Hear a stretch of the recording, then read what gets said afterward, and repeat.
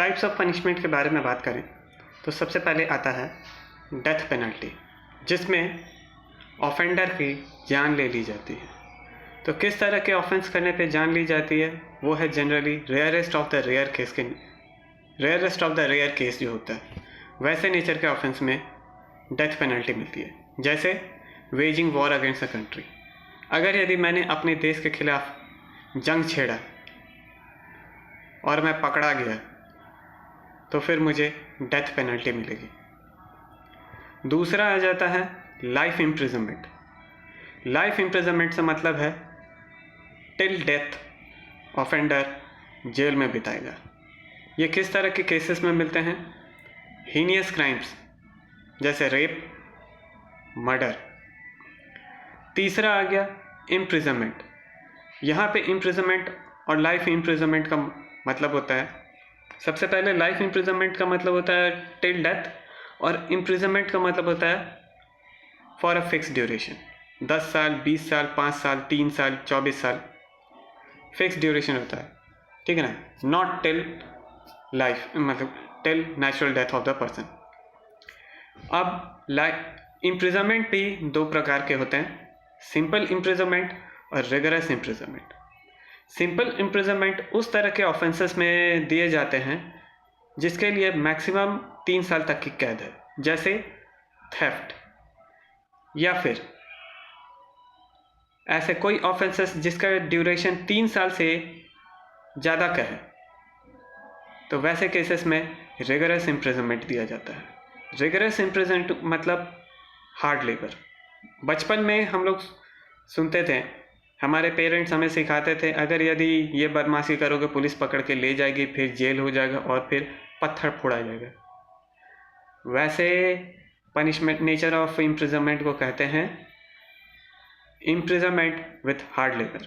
और कभी कभी मूवीज़ में हम लोग देखते हैं आदमी खटिया पर बैठा हुआ है, मसाज ले रहा है, ठीक, कुछ काम नहीं कर रहा, वो दरअसल उस तरह के ऑफेंड कैदी सिंपल इम्प्रिजनमेंट भुगत रहे होते हैं। तीसरा आता है फॉरफीचर ऑफ प्रॉपर्टी, जिसे हिंदी में हम लोग कुर्की जब्त भी कहते हैं। ये ऐसे ऑफेंसेस के लिए किया जाता है जैसे offence against the state. State का मतलब इंडिया के स्टेट नहीं, यहाँ पे स्टेट को एक पॉलिटिकल टर्म के तौर पे देखा जाए, जैसे कंट्री। हम लोग अगर यदि कंट्री के खिलाफ कोई ऑफेंस करते हैं, not waging war against the country, ये तो बहुत ही ज़्यादा सीरियस ऑफेंस हो गया और इसके लिए डेथ पेनल्टी ऑलरेडी है। ऐसे बहुत सारे ऑफेंसेस होते हैं अगेंस्ट कंट्री, जिसे कहते हैं ऑफेंस अगेंस्ट द स्टेट।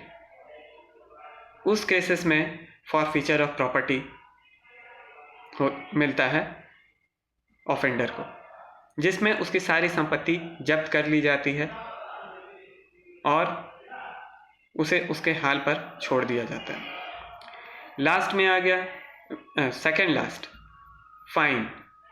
इसमें आदमी को जुर्माना लगाया जाता है, पैसे देने पड़ते हैं। ये जनरली सिविल नेचर के ऑफेंसेस के लिए होते हैं, लेकिन बहुत सारे ऐसे ऑफेंसेस भी होते हैं क्रिमिनल नेचर के, जहाँ वहाँ पे भी फाइन देना पड़ता है।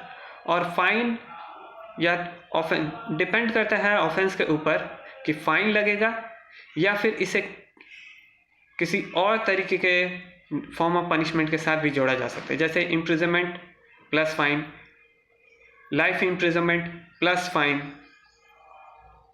फॉर एग्जाम्पल, अगर यदि मैंने किसी का रेप किया तो मुझे लाइफ इम्प्रिजनमेंट मिलेगा ही मिलेगा, प्लस जो रेप विक्टिम है उसके मेडिकल एक्सपेंसेस का जिम्मेदारी का वहन करना मेरी रिस्पॉन्सिबिलिटी बनती है।